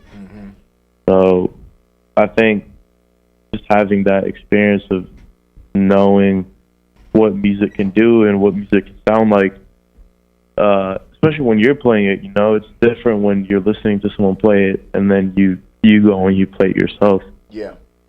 So it's just something important that everyone needs to have, you know, in order to fully like kind of grasp yourself from a young age. If it's something that you have, if, you know, music is a passion for you, it's important that you're able to milk that to its fullest. You know what I mean? Absolutely. And one of the things that is often hard for people to do, and it kind of transitions into my next question, is the fact that you have a lot of people who know how to play instruments, but there's a difference between being able to play an instrument well and being a producer. And so talk about that transition from, you know, playing these instruments to actually producing songs that can be the sonic background or sonic support for rappers or singers or whoever you choose to work with. You know, like talk about how that transition was for you over this 3-year journey of calling yourself a music producer. Right. So definitely at first it was something I was kind of, I guess, ignorant to, just how how well prepared I was start making beats, just with all the musical experience that I had in my past. I was definitely unaware of it for some time. And I guess just the more I started making beats, the more I realized like how things to me, even when I was playing classical piano, Beethoven and all that, I wasn't really reading. I wasn't reading the paper. I would just listen to the song and then memorize how it sounded, and then just kind of figure out and play it by ear. So I've always been more of like a by ear, kind of what sounded to me, and that kind of instinct to know what sounds good, what doesn't sound good, was really what I was developing all those years. And so when I started making beats, I realized like, I had a big advantage, which was I had a musical background, and so I already knew, I kind of had to, I was able to skip maybe some trial and error that someone else who was a beginner might still have to go through, see what sounds right and what doesn't, and, what you can add, what sub-layers you can add, what little thing you can add to the melody to make it sound better, what the bass notes are, to follow the chord progressions, all that type of stuff, it just came easier to me. And so I feel like that was really a blessing for me, because I was able to progress quicker with, my producing. So yeah. I hope that kind of answers your question. Yeah, no, it actually answers the question perfectly. Because I think a lot of times, like I've seen people who are great musicians, but when it comes to putting it all together and like making it into a cohesive product, you know what I'm saying? Right. That, and I don't always believe that everything has to be like super catchy, but I do believe that it has to be something that is like pleasant to the ear, that, that does grab people, that, absolutely, that hits people in a certain place, whether, it's just, vibes, or whether it's something that's deep that like really hits the soul. Right. You know what I'm saying? But like what I appreciate about listening to your instrumentals is, like you're able to capture what's going on now, you know what I'm saying, in your generation and a generation, slightly before you. Right. But also like bring like some classical elements to what you do. Like you have like a lot of melodious beats, and somebody like me coming from an R&B background, those jump out to me, and that's important to me. You know what I'm saying? Like that, even if it's not overly complex in terms of like the composition, there's still some musicianship there to it. You know what I'm saying? There's some creativity, there's some artistic value to it. And I can definitely say that with your instrumentals and listening to them, because I definitely enjoyed what you sent me back, and I think it was February. You know what I'm saying? Yeah. So you appreciate it. Thank you for the compliment, man. I appreciate it. Absolutely. You definitely on the right track. I mean, I have to make sure I shout out my main man Golden Child, because he was the one that put me on to you. You know what I'm saying? Right, so like, and I knew if he co-signed you, I was like, okay, he got to be official then. You know what I'm saying? So right. Yeah. So yeah, he doing his thing though. Yeah, he is. Going Yeah, absolutely. So let's talk about the last instrumental project you put out, Haunted Tunes.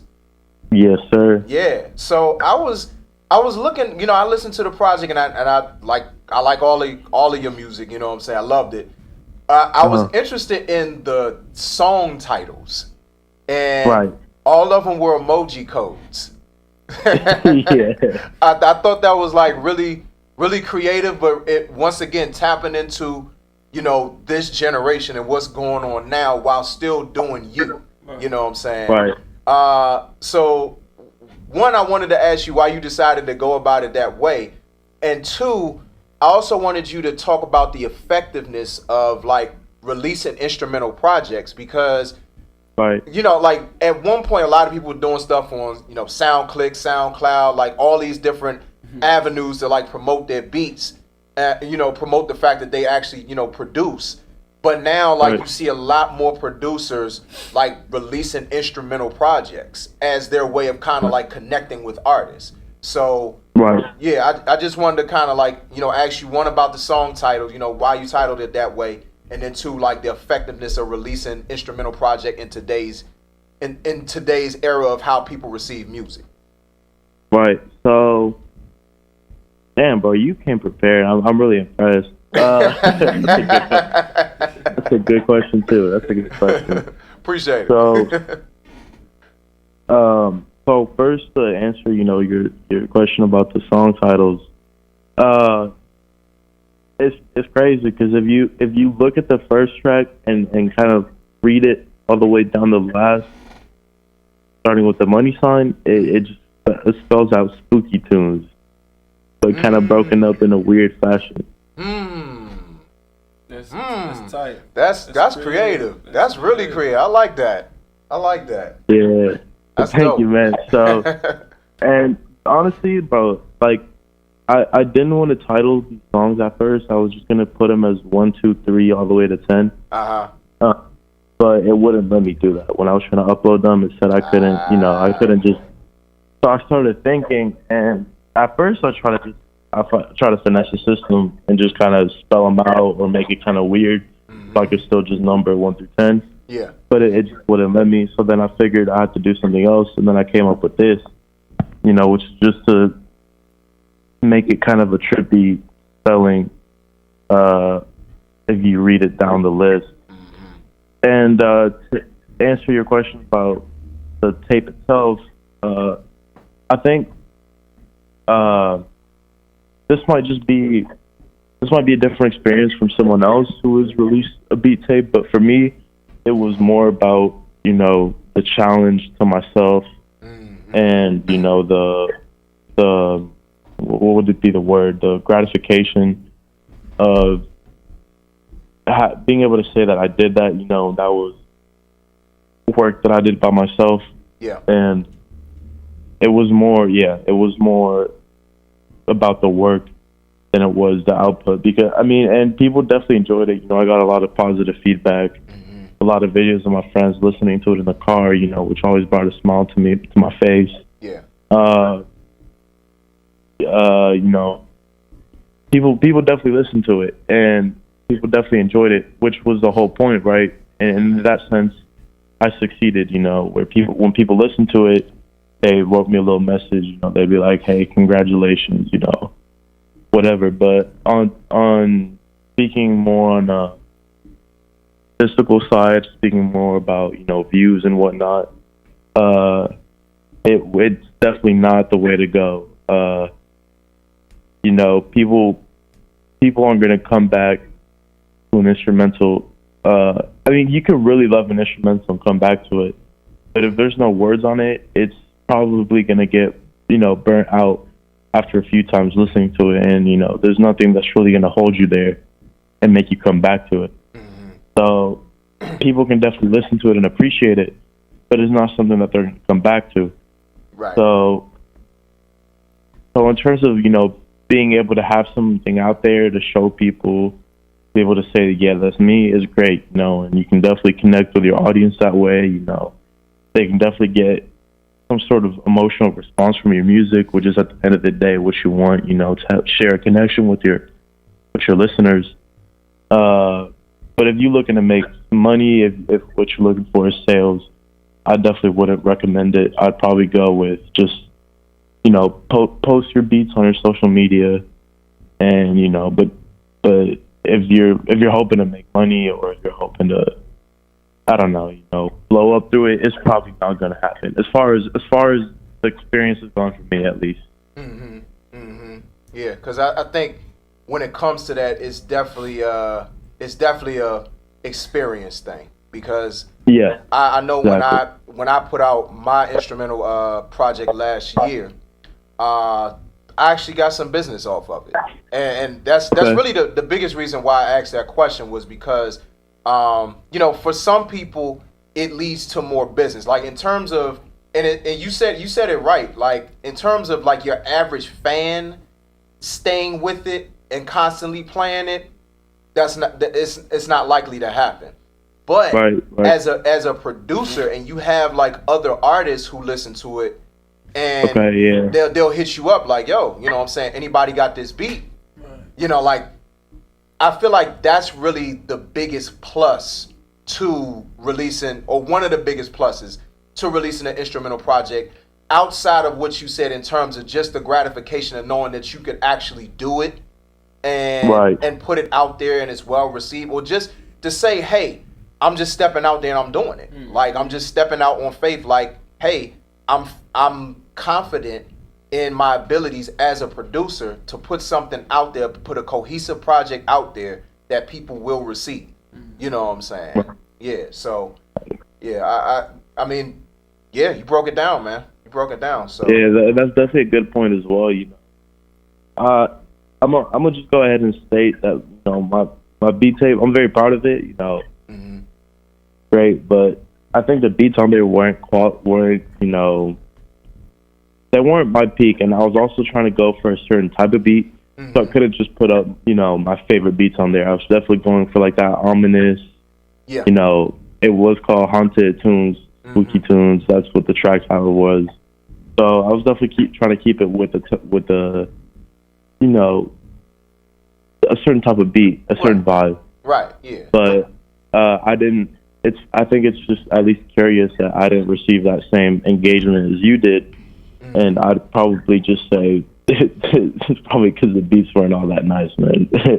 Nah, I wouldn't say that. I definitely wouldn't say that. It's just, you know, sometimes people receive things differently at different times. You know what I mean? And I think sometimes, honestly, people are late to the party when it comes to certain things. You know, like somebody could hear this beat tape you put out, because you put that out last year, right? Yeah, 2018. Yeah, they could hear something you put out last year, and you never know, a year or two from now, somebody hear them same beats, and they like, yo, anybody got this? Yeah. You know what I'm saying? Like, that's the thing about music. If people really appreciate it, and people really connect with it, it's timeless. Right. It's timeless to who receives it, you know, and it's timeless to who, frankly, needs it. You know, so yeah. I mean, granted, you were going for a particular vibe, but I'm sure there's somebody that's on that same wavelength with you, that same frequency, that's gonna connect with that, and they're gonna hit you up. You know, so, but I mean, really, at the end of the day, it's just like, keep at it, man. Definitely keep at it, because I mean, consistency is definitely key. I mean, obviously, if you try something once and it doesn't work, if anything, that's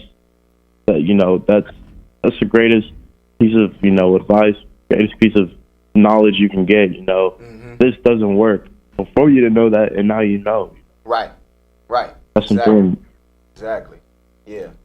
So, have you been working with like artists in terms of producing tracks for people? Yeah. So typically, how that goes for me is my most common way of selling beats to people is just I have a home studio, so if they're just, you know, normal clients, they're always coming through to make some music. You know, I'll put them on some of my beats. Especially if they're coming over, I can hear what they like, you know, what they're making, to recommend them something that I feel like they might like. So that's probably, I'd say, my most common way of putting people on beats. And, you know, I also look for people on Instagram, which is, you know, how I found Golden Child. Yeah. And that was, Golden Child was actually my first time doing an exclusive. I don't know if he talked to you about that, but he did. With him, so it was a whole contract and everything. So that made me, you know, step outside, you know, I guess my comfort zone, you know, what I knew, made me look into new things, made me, you know, format a new contract. So, you know, I'm definitely always just trying to look for more. Yeah. And definitely, marketing on Instagram. It sounds silly, but it works and it's effective. You know, It does, yeah. And it definitely takes time, though. It's definitely you got to sit down and do it. Right. So. Right. Yeah, you got to sit down and do it, and you have to be consistent with it. You know what I'm saying? Exactly. And persistent with it. You know, you can't be afraid. You can't be afraid to put yourself out there and put your product out there because it's your product. Exactly. You know, and I never forget my business coach. One of the things that she told me, and y'all have seen it with how I promote the show and everything. Mm-hmm. You have to get things in front of people anywhere between 3 to 4 times before they catch on to it. You know what I'm saying? Right. Like you just gotta hit them up. So like, and that's the thing, like, of using Instagram. You don't have to necessarily buy out ads and all this stuff. That's cool. Right. But exactly. like, if you have a presence online and you use the medium right, social media can be your friend. In terms of like getting you exposure, getting you more business, and really, just letting people know, like, look, I'm here. And I'm good, I'm kind of good at this, Yeah, exactly. Yeah. So, talk about some of the other stuff that you've got coming up in terms of projects you are working on, and anybody you might be working with that you want to shout out. So me and my homie, we like to link up and just make some music for fun, and I think the unique thing about it is that we strictly do it for fun, and we don't want anyone to take it seriously. We're not taking it seriously. We just trying to have a good time and make some music, right? Yeah. And I think because of how we approach it, it makes like what we make have kind of like a unique vibe to it, like, because we're not, it's not serious. We don't want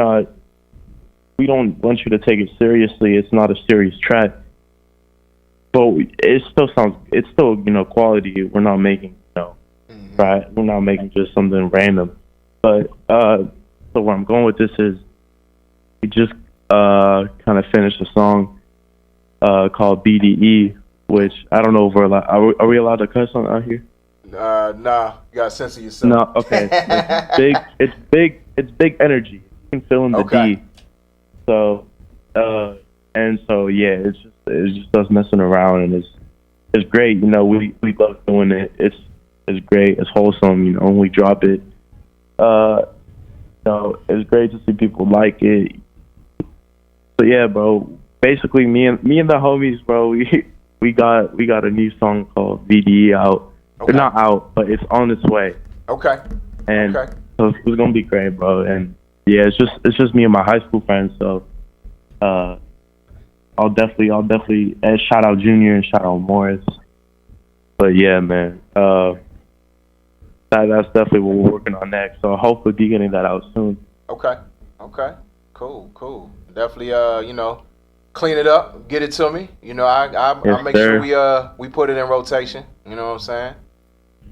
I sure will, bro. Yeah. So let everybody know where they can connect with you on social media, and how artists can reach out to you to get beats from you. So, any way you contact me, you looking for beats, I'm gonna get beats to you. You know what I mean? Best way, I would even, Instagram is not a bad way to contact me for beats. DM me and you're looking for something, I'll get your email and I'll send you a list of beats. Or if you tell me a vibe you're going for, a sound you're going for, I'll send you something that goes for that. And so my Instagram is just Lex Beats with 2 Z's, and that's it, And so you can find me on there. Just shoot me a DM. I'll get back with you as soon as I can. So, yeah, man, I just want to say thank you for, I don't know, are we wrapping up, kind of? Yeah. Yeah, so I was just making sure. I didn't want to say thank you. It's all good. And then we still got another 30 minutes left. So, yeah, bro, just, thank you for having me on. It's been a pleasure. Bro, you came prepared. You know your stuff, bro. Like, damn, I must have told him that a while ago. He must have wrote that down or something. I tell people, watch what you tell me. I'm gonna bring it back up. Hey, man. and respectfully, of course. Yeah, of course, bro. Nah, man, and I just want to say congrats to you. Congrats for the show. You're very on top of your stuff, bro. It's all professional. You doing your thing. You always posting, bro. You consistent. So just keep on your grind, man. I wish you nothing but success. I appreciate that. And I wish the same for you. You know what I'm saying? We'll definitely be in contact, you know what I'm saying, futuristically. Absolutely. So, any guidance, I can provide, as a producer as well, you know what I'm saying? For sure, bro. You already got my number, so just reach out, bro. Absolutely, man. I appreciate it, man. Thank you. problem. Thank you very much. No problem. Did any one of y'all have any other questions y'all wanted to, y'all good? Yep. Okay. You good, Tone? All right. Yeah, so, we'll be in touch, bro. For sure, bro. All right, thank you once again for coming on. What was it? I said thank you once again for coming on. Oh, yeah, for sure, bro. You too. All right, now. Yeah, you got me. Take care, bro. All right, now. All right, ladies and gentlemen, once again, that was Lex Beatz representing Houston, Texas. You know what I'm saying? So y'all want to reach out to him on social media. Once again, his IG is Lex, Lex, Beatz, Beatzz. So, yeah. And make sure y'all check out his project, Haunted Tunes, find on Apple Music, believe Spotify, Tidal, wherever you can find digital music. You know what I'm saying? Support that brother. He also has a song out, Summer Anthem 2. So, like I said, make sure y'all support that brother right there. Definitely want to make sure we get out the birthday shout-outs. You know what I'm saying? Cancer season in effect. You know what I'm saying? Yeah. Shout out to my little sister, man. Shout out Damo. Love you, baby. Love you, Her birthday was July the 1st. Okay. All right. Happy belated. Belated birthday. Yeah. Representing. Yeah, she turned up. Okay. All right. Period. Oh, man. So, shout out to Daniel, Lindsay, and my main man, Dino, 2G, celebrating birthdays today. So, happy birthday to y'all. Happy birthday. 4th of July, baby. Kel Lee. You know what I'm saying? On the 4th. On the 4th. Shout out Kel Lee. She used to be on Win DC, you know what I'm saying? She's still family, Shout out to her, man. Absolutely. Steve, celebrating a birthday on Friday. My blood brother. For real? Yeah, my blood brother. Dito, my partner in rhyme, B Witty. Sean. My folks? Yes, your folks, your cousin. That's right. Hey, shout out to B Witty, man. Hey, man, you need to make him come up here, man. Hey, I've been trying to get B Witty up here, man. I don't know if he's still making the beats, but man, stop playing, man, and get back on it, man. We were supposed to be in a group together, bro. I know he told me. Yeah. I told him he be playing, man. Me and him did some projects together a while ago, man. Yeah, man. Hey, we all trying to get B Witty back, man. He gonna come back. He gonna come back. Absolutely. And Miss Linda, Bridget's mom. Shout out to Bridget. Happy all birthday, celebrating birthdays on Saturday the 6th. Lenore celebrating a birthday. Shout out to you celebrating a birthday on Sunday the 7th. My cousin Crystal, her husband Wes, celebrating a birthday on the 8th. And my homegirl Paula and my cousin Capri, both celebrating birthdays on July 9th. Yeah, both born on the same exact day. Oh, so everybody, this is a whole cancer gang, right? Cancer gang representing. Right. No disrespect to we y'all, know the Leos is coming. But Leo season coming soon, baby. You hear me? Real business. We know the Leos is coming. The Leos got to roar. They got. We know we got to step in. We got to be known. You hear me? You know what I'm saying? Y'all got some time though. Y'all got some time. The build up is coming. So shout out to the cancers out there. Shout out to everybody. Shout out to everybody. Yeah, that's right, Calvin. Cancer. Just celebrate a birthday. Cancers. All the cancers check in, man. Yeah. So shout out to everybody who tuned in via Facebook. Well, actually not Facebook Live because we weren't on Facebook Live today, but YouTube Live.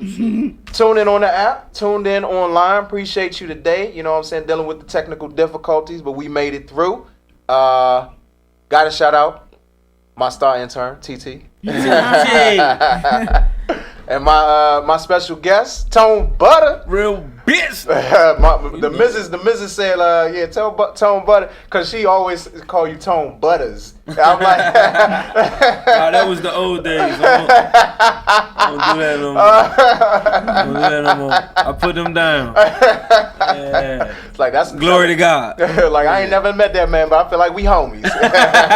Real business. One of your biggest fans, Shout out to the missus, man. Absolutely. Shout out to you just for being a stand-up guy, man, a good husband, man, for real. I try examples like that is so imperative for young men, man. Yeah, and I ain't always been perfect. I'm still a learning curve for me. But that's the thing. Yeah, we gotta show you. So many people think being perfect is the way. No, it's showing people how you deal with your imperfections. Absolutely, there it is. I could learn more from how you deal with your imperfections than you faking to me on how you don't got make mistakes. There it is. You know what I'm saying? There it is. There it is. Real business. Words from Tone Butta. Real business. Tone Butta. TT. You're closing. Yeah, wrap us up. Wrap us up.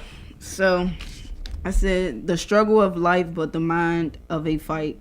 The hard work into sleepless nights, but don't fear change. Keep going when they say you can't. Boom. Bars. Yeah, you gotta get that button on here, I know, man. I really do. You gotta get that sound. I really do.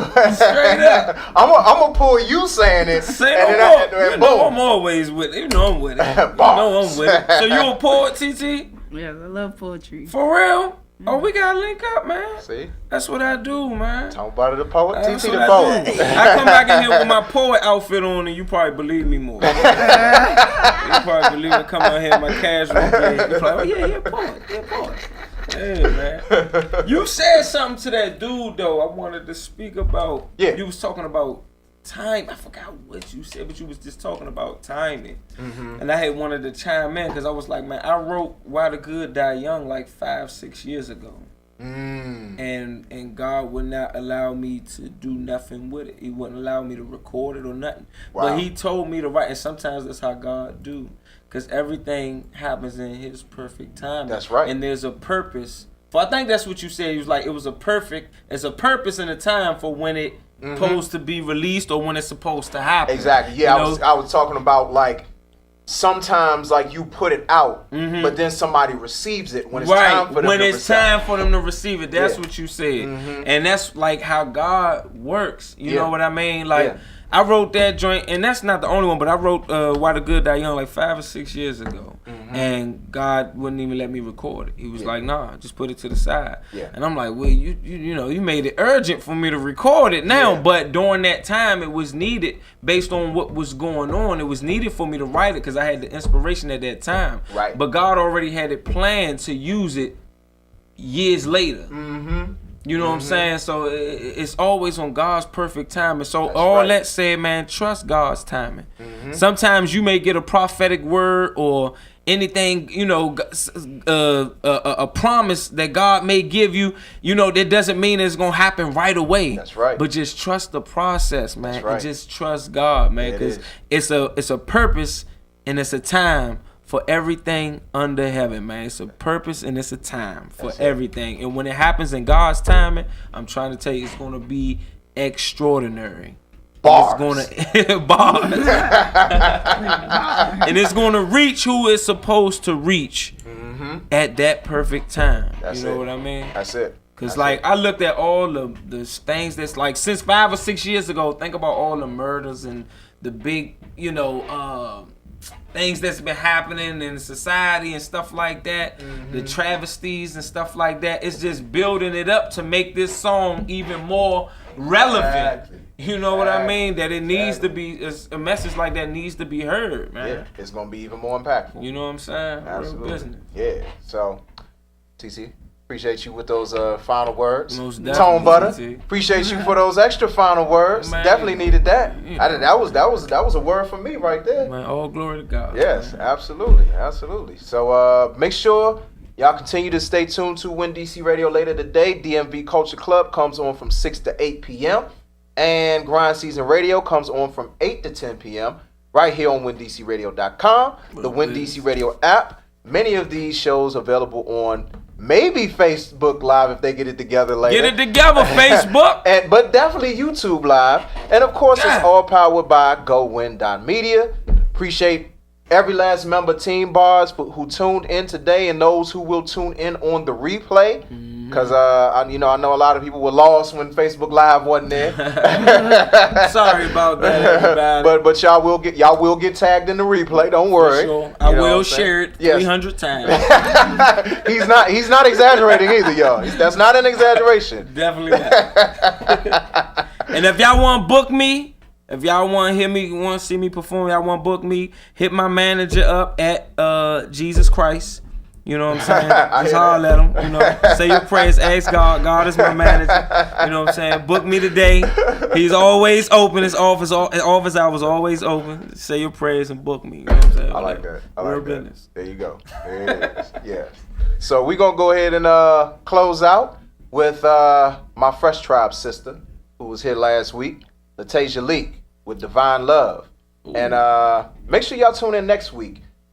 We have Jay the Lioness coming down from Baltimore at 11:15. We got my main man Don B, the artist, coming in at noon. So all hip hop next week. Both from Baltimore too? Well, Don B, he's from I think he's from Maryland, but not he's like from the DMV.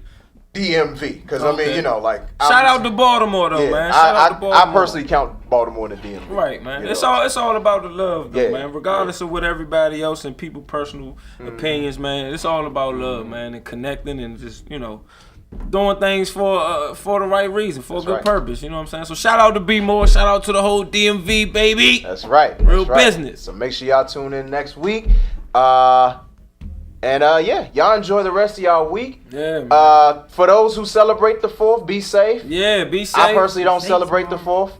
I'm too black. But for those of y'all who do, please be safe. Yeah. Eat plenty of cookout food, burn hot dogs, you know what I'm saying? Save Tone Butter some plates. You know, I'll be back from Kansas on Sunday. So. And make sure your potato salad is yellow. For real. Not white, not light skin, yellow. People potato salad be white? Yeah. That's too much mayo, man. Not enough mustard. That's too much mayo. Need some more mustard in there. Yeah, definitely need some more mustard. Definitely. Get it together. Don't be making them potato salads, man. Yeah, man. Because we will talk about you. Yeah, we don't want none of your Trump salad. Did I say that? Bars. Real business. Real business. All right, man. Y'all enjoy the rest of y'all week, and we'll see y'all next week right here for the official Hump Day Motivation for the DMV and beyond. Peace, y'all.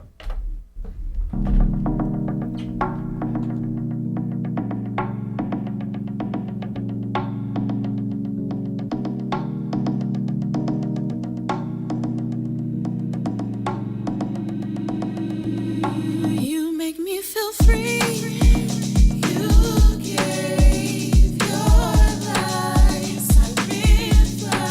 So I give you praise all day.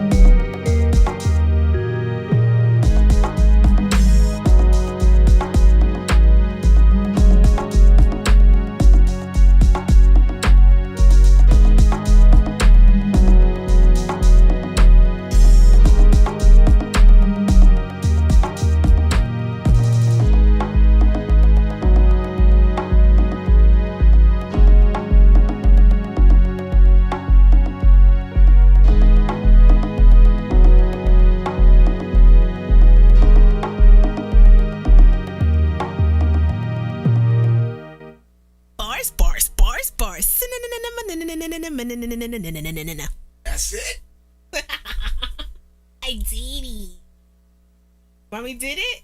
Yes. Oh. Want to do bars?